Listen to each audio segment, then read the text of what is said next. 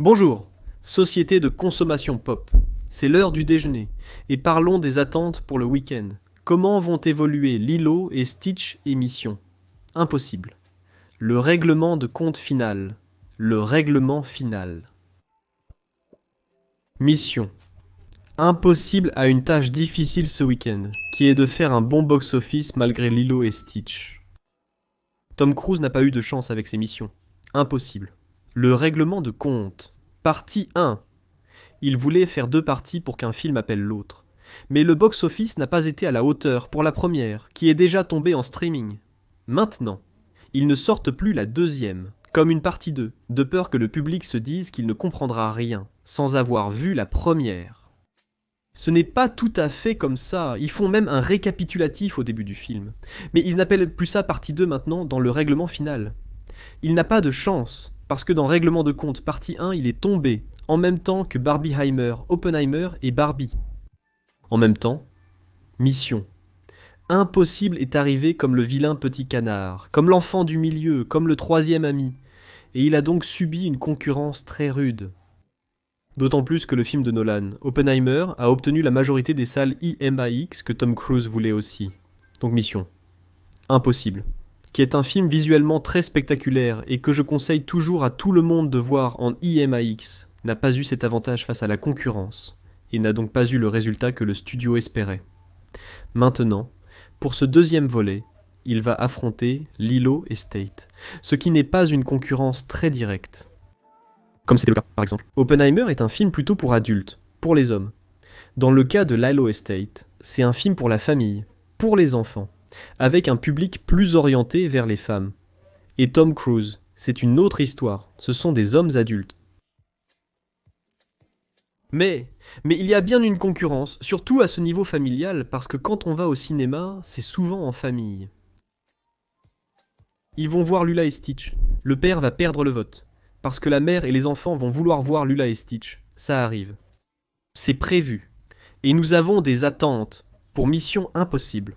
Le dénouement final, qui devrait sortir là-bas, avec une sortie à 75 à 85 millions de dollars aux États-Unis, ce qui est un bon début, c'est un bon commencement.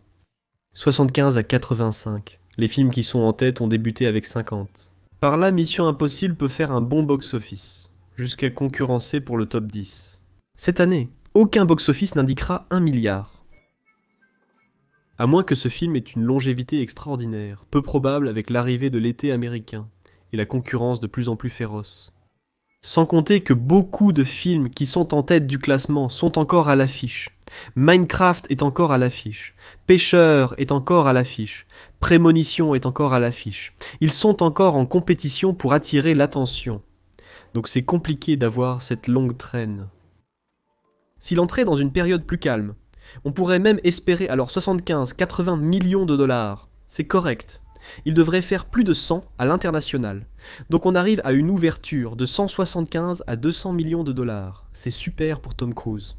Lilo et Stitch a déjà une autre dynamique. La prévente a été élevée, mais pas la plus élevée que Disney ait jamais eue.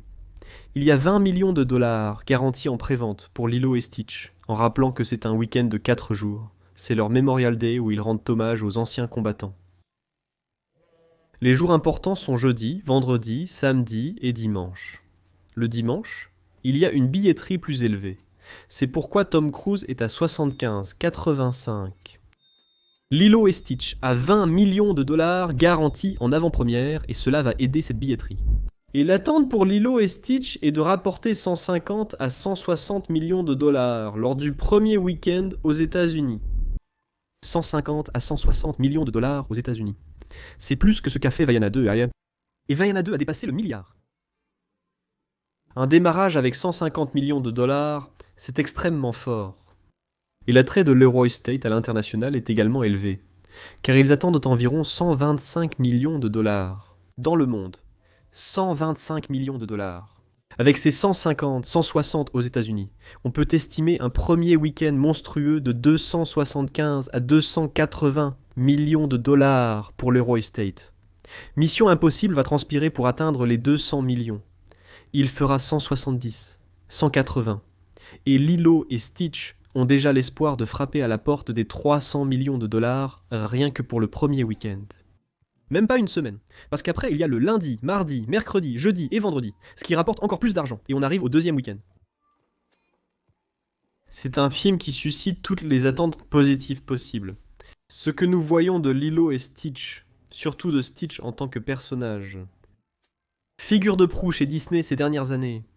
C'est incroyable comment ce personnage a ressuscité, parce qu'il n'y avait pas de Stitch. C'est un film de 2002, il n'y avait pas de Stitch il y a 3 ans.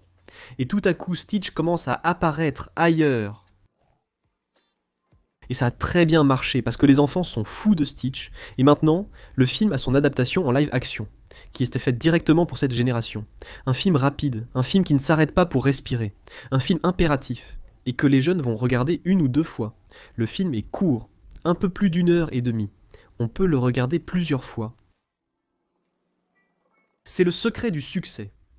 Comme je l'ai dit ici depuis qu'ils ont annoncé ce film, Disney est en train d'imprimer de l'argent avec Little Stitch, et si ça fait 280 millions de dollars le premier week-end, un passage tranquille pour viser le premier milliard de l'année devant Minecraft. Minecraft est en train d'y arriver. Mais il n'y est pas encore. Il manque encore pas mal pour Minecraft, je ne pense pas qu'il y arrivera. Ça va dépendre de combien de temps ils arrivent à garder Minecraft dans certaines salles de cinéma. Lilo Stitch va sortir dans presque 4000 salles. Le film sera projeté 6, 7, 8 fois par jour. C'est beaucoup de monde. Les box-office vont répondre à un film qui a coûté, rappelons-le, 100 millions de dollars. Ce n'est pas Avengers qui coûte 300. C'est Lilo Stitch, un live action où tout l'argent a été mis essentiellement dans le personnage en computer generated imagery. Le reste du film n'a rien de très spectaculaire. Et il a coûté 100 millions de dollars, il va faire 280, rien que le premier week-end. Je ne vais même pas dire que ce film va être rentabilisé dès le premier week-end, parce que ce film est déjà rentabilisé depuis longtemps. Rien qu'avec le merchandising, tu ne peux pas aller dans un centre commercial et voir un magasin pour enfants ou adolescents sans voir Stitch. Tu ne peux pas entrer dans un grand magasin sans voir Stitch. Donc la machine est en marche. La machine... Disney va pouvoir faire 20 autres live-action mauvais avec celui-ci. Et il n'a même pas besoin d'être bon. Ce live-action, l'argent est déjà assuré. Donc ça va être un week-end de folie. C'est sympa de voir cet engouement pour les salles de cinéma, pour les films. On va avoir besoin de cette énergie dans les prochains mois pour que cette année ait de bons chiffres au box-office. Jusqu'à présent, jusqu'à la moitié de l'année, nous n'avons pas eu le fameux milliard tant rêvé. Mais il y a de grands films qui arrivent. Et nous avons des sorties importantes, en juillet. Nous avons des sorties importantes, jusqu'à la fin de l'année. On va voir ce qui va se passer, comment cette année va se dérouler au box-office mondial. Je voulais vous parler des attentes pour Mission Impossible, Réglage de compte et Lilo Estate. Allez-vous voir l'un, l'autre ou les deux? Répondez en commentaire. Je reviendrai bientôt avec plus de sujets pop culture. Cliquez sur les options à l'écran pour rester un peu plus. A bientôt, à très vite, à tout de suite.